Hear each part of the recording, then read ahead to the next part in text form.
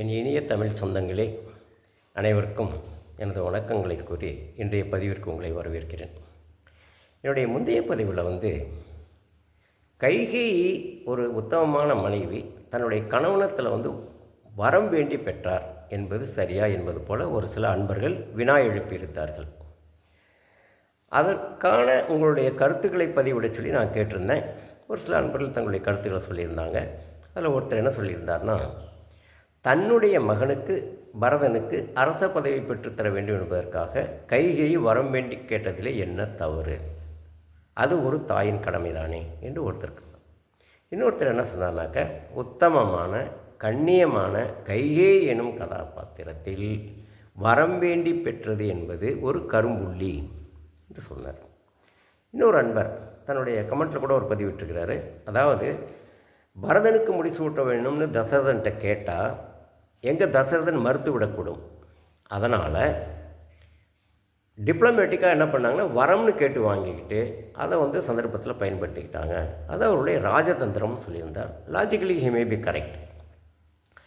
இதுபோல் அவரவர்கள் அவரவருடைய கண்ணோட்டத்திலே கூறிய கருத்துக்கள் உண்மை போல தெரிந்தாலும் உண்மை வேறானது, அது மாறானது. ஏனென்றால் கைகேயி எந்த சந்தர்ப்பத்திலும் எந்த வரமும் கேட்டு பெறவில்லை. அப்படியென்றால் தசரதர் தானாகவே முன்வந்து கைகேயிக்கு கொடுத்த வாக்குறுதி அது. அதற்கு காரணமான நிகழ்வு என்ன என்பதுதான் நம்ம இந்த பதிவில் பார்க்குறோம். அதாவது, சம்பராசுரன் ஒரு அசுரன் இருந்தான். அந்த அசுரன் அயோத்தி மக்களுக்கு அப்பப்போ நிறைய இடைஞ்சல் கொடுத்துட்டு இருந்தான். எனவே அவனை தட்டி வைக்கணும், அவனை அழிக்கணும் அப்படிங்கிறதுக்காக தசரதர் அவன் மீது போர் தொடுக்கிறார். இப்போ போர்க்களம் போகின்ற தசரதனுடைய தேரை செலுத்துவது யார் என்றால் கைகேயி செலுத்துகிறார். அதாவது தசரத மகாராஜாவுக்கு சாரதியாக போர்க்களம் போகின்றார். ஏனென்றால் கைகேயி சகல கலைகளையும் கற்றவர், போர்களையும் கற்றவர், நன்றாக தேரோட்டக்கூடியவர். போர் மிகவும் உக்கிரமாக நடந்துக்கிட்டு இருக்குது. அந்த மாதிரியான சமயத்தில் கடுமையான போர், அந்த போர் நடந்து கொண்டிருக்கின்ற பொழுது தசரத மகாராஜா இருந்த அந்த தேரினுடைய அச்சாணி கழண்டு போயிடுது. எந்த நேரமும் தேர் கவிழ்ந்து விடும். இதை கவனித்த கைகேயி சற்றும் தாமதிக்காமல் மிகவும் துணிச்சலாக தன்னுடைய ஆள்காட்டி விரலையே அந்த அச்சினுடைய துளையில் அச்சாணியாக வைத்து தேர் கவிழ்ந்து விடாமல் காப்பாற்றினார்.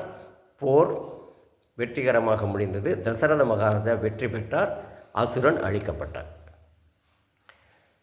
இப்பொழுது மிகவும் துணிச்சலாக தன் உயிரையும் பணயம் வைத்து தன்னுடைய கணவன் உயிரை காப்பாற்றிய அந்த காலத்தினால் கைகேயி நிகழ்த்திய அந்த செயலுக்கு நெகிழ்ந்து போன தசரதன் கைகேயிட்ட கேட்குறார், உனக்கு என்ன வேணும்னாலும் கேளு, நான் செய்கிறேன். கைகேயி சொன்னாங்க, எனக்கு இப்போ என்ன குறை இருக்குது, நான் ரொம்ப சந்தோஷமாக தானே இருக்கேன் உங்களோட, எனக்கு எதுவும் வேண்டாம் அப்படின்னு சொல்லி. இல்லை, நீ செஞ்சது மகத்தான செயல், நினச்சி கூட பார்க்க முடியாத செயல், உனக்கு நான் ஏதாவது செஞ்சே ஆகணும், அதனால் நீ என்ன வேணுமோ கேளு, நான் சொல்கிறேன். அப்பொழுது கைகேயி நினைக்கிறாங்க, சரி அந்த சந்தர்ப்பத்தில் அந்த நிலைமையை சமாளிக்கணும். அதனால் அவங்க என்ன சொன்னாங்க, எனக்கு இப்போ எதுவும் வேணாம், எப்போ வேணுமோ அப்போ நான் கேட்குறேன் அப்படின்னு சொல்லி அந்த நேரத்துக்கு அந்த சமயத்தை தள்ளி போட்டாங்க. அப்போ தான் தசரதன் சொன்னார், நீ எப்பொழுது கேட்டாலும் நீ என்ன கேட்குறியோ அதை நான் செய்வேன் அப்படிங்கிற வாக்குறுதியை கொடுக்குறார். அதைத்தான் ஒரு இக்கட்டான சூழலில் ராமருடைய உயிரை காப்பாற்ற வேண்டிய ஒரு சூழல் வருகின்ற பொழுது இந்த வாக்குறுதியை பயன்படுத்திட்டு தன்னுடைய பாத்திரத்துக்கு மேலும் மெருகூட்டினார் கைகேயி. இதுதான் நடந்தது. இப்பொழுது இந்த நிகழ்வை நான் சொல்லுகின்ற பொழுது உங்களுக்கு ஒரு சிறு ஐயப்பாடு தோன்றியிருக்கக்கூடும். ஏனென்னா, அவ்வளோ பெரிய தேர், அந்த தேரில் விரலை வச்சு அந்த தேரை கவிழாமல் காப்பாற்றுறது அப்படிங்கிறது நடைமுறை சாத்தியமா அப்படின்னு நீங்கள் நினைக்கலாம். அதற்கும் ஒரு நிகழ்வு பின்னால் இருக்கிறது. அதை என்னன்னு பார்க்கலாம். அதாவது, துர்வாசர்னு ஒரு முனிவர் இருந்தார். துர்வாசர் என்றாலே சினமே உருவாக கொண்டவர். அதனால தான் அவர் அப்படின்னு அவருக்கு ஒரு அடையாளமே. அவர் எப்போவுமே அப்படி கோபாக்கனியோடு தான் இருப்பார்.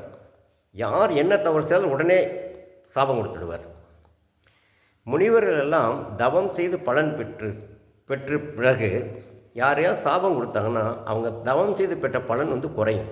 சாபம் கொடுக்க அவங்களுடைய தவத்தினால் பெற்ற பலன் குறைஞ்சிக்கிட்டு வரும். ஆனால் துர்வாசர் விதிவிலக்கு, அவருக்கு அப்படியே உள்ட்டா. சாபம் கொடுக்க இவருடைய பலம் அதிகமாகும். அதனாலேயே என்னவோ துர்வாசர் எப்போவுமே கோபக்காரராகவே இருந்துட்டார். அந்த துர்வாச முனிவர் ஒரு தடவை கேகய நாட்டுக்கு வர்றார். அசோகனுடைய அரண்மனைக்கு வர்றார். அங்கே கைகை தன்னுடைய தோழிகளோடு இருந்துகிட்ருக்காங்க. இந்த துர்வாச முனிவர்களை கடந்து போகிறப்போ கைகேயை தன்னுடைய தோழிகள்கிட்ட இவர் யார் தெரியுமா, இவர் தான் துர்வாச முனிவர் என்று சுட்டி காட்டி சொல்கிறார். தங்களுடைய தோழிகளுக்கு அறிமுகப்படுத்துகிறாங்க. இதை துர்வாச முனிவர் கவனிக்கிறாரு. கவனித்த உடனே அவருக்கு கோபத்தில் வெகுண்டு எழுகிறார். ஏன்னா தன்னை நோக்கி கையை சுட்டி காட்டி கையை நீட்டி பேசுகிறது அப்படிங்கிறது அவமரியாதையான செயல் என்பதனால் கோபம் கொண்டு கைகைக்கு ஒரு சாபம் கொடுக்குறார். என்னை கையை சுட்டி காட்டி பேசினே அந்த விரல் இரும்பாக மாறிட்டோம்னு சொல்கிறார். இப்பொழுது கைகையினுடைய சுட்டு விரல் இரும்பாக மாறிவிடுகிறது. அந்த விரலைத்தான் அந்த போர்க்களத்திலே அச்சாணியாக பயன்படுத்தினார். சரி, இப்போது இந்த நிகழ்வு நமக்கு என்னென்ன செய்திகளை சொல்கிறது? ஒன்று, கைகைக்கு அந்த முனிவர் சாபம் கொடுக்கிறார். அதனால் கைகை மனம் வருந்தி இருக்க வேண்டும், மன உளைச்சலுக்கு ஆளாகி இருக்க வேண்டும். அதனால் துன்பப்பட்டிருக்க வேண்டும், வீழ்ந்திருக்க வேண்டும், அந்த துன்பத்தில் வீழ்ந்திருக்க வேண்டும். ஆனால் கைகேயி அந்த சாபத்தை ஒரு பொருட்டாகவே எடுத்துக்கொள்ளவில்லை. அதை ஒரு சேலஞ்சிங்காக எடுத்துகிட்டு வாழ்ந்தாங்க. அதனால தான் அந்த கொடுக்கப்பட்ட அந்த தண்டனையை கூட ஒரு சோதனையான நேரத்தில் சாமர்த்தியமாக சாதகமாக பயன்படுத்தி சாதனை படைக்க முடிந்தது. இதை ஒரு திருக்குறள் நமக்கு எப்படி சொல்லுது அப்படின்னு பார்த்தா, யார் ஒருத்தர் தனக்கு வருகின்ற துன்பத்துக்கு துன்பப்படாமல் இருந்துட்டாங்கன்னா அவங்க துன்பத்துக்கே துன்பம் கொடுத்துருவாங்க. எப்படி? துன்பத்துக்கே துன்பம் கொடுத்துருவாங்க. யார்? தனக்கு வருகின்ற துன்பத்தினால் துன்பப்படாமல் இருக்கிறவங்க. அது என்ன குறள்? இடும்பைக்கு இடும்பை படுப்பர், இடும்பைக்கு இடும்பை படாதவர். கைகேயி குறள் வழி நின்றாரா?